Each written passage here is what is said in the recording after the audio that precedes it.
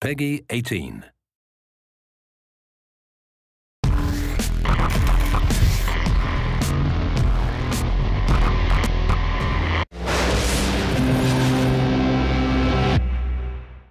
everybody, I'm Gabe Graziani, your community developer on Assassin's Creed Brotherhood.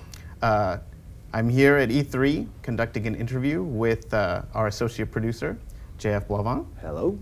And our creative director on the multiplayer, Stéphane Baudet. Hi. Thank you for joining me, gentlemen. My pleasure.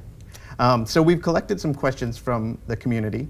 And the first one, the key thing that people want to know, is where does Assassin's Creed Brotherhood pick up after Assassin's Creed 2?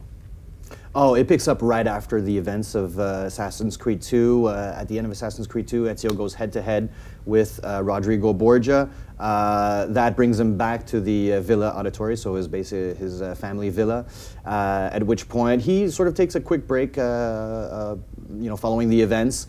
And meanwhile, the Borgia are setting up a counterattack, a very huge counterattack, and that will bring him to Rome, to the center of the Borgia influence.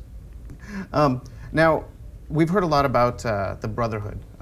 Ezio is going to be amassing an army of assassins, a group of assassins to help fight him. And our community was curious to know how much differentiation are we going to see among those assassins? Are they going to be different specifically, or will they be more generic?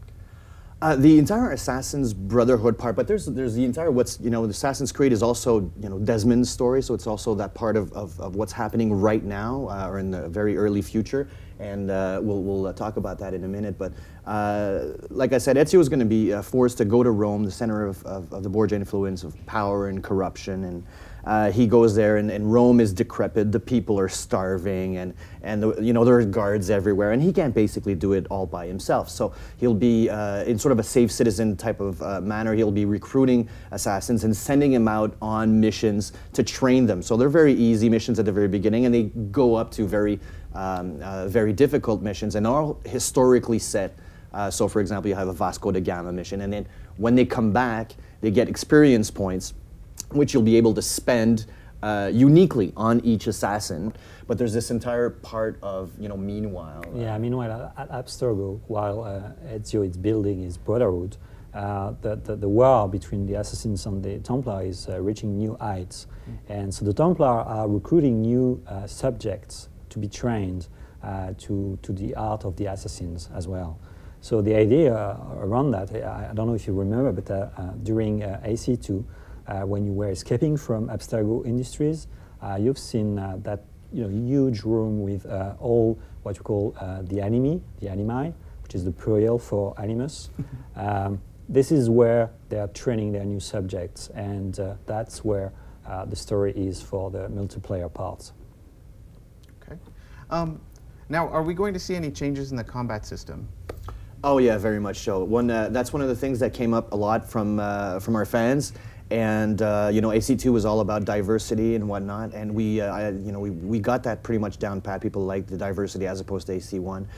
One thing that came out a lot from the fans was, well, Kelly, the fight system is a bit sort of slow-paced. It's a bit a question of waiting. It was a bit more defensive oriented, and now we wanted to reward those who strike first, strike fast, those who actually are very offensive. So you have a lot more combo. It's a lot more visceral. It's a lot more fast-paced. If you do a combo move or counter kill in AC2, you couldn't get that interrupted. It was like a one-shot, one-kill guaranteed. This time around, you will be able to be attacked from the back. And as you'll see in the demo, I think we kill like 20 people in 25 seconds or something crazy like that. So it's a lot more fast-paced. We wanted to reward those who are really good with, with their technique of fighting. Cool. Now, of course, the biggest question on our community's mind is, since we put up the Assassin's Creed Brotherhood website with all the weapons and things, they're very curious about what kind of new weapons and devices we'll see in the next game. Can you give us any information on that?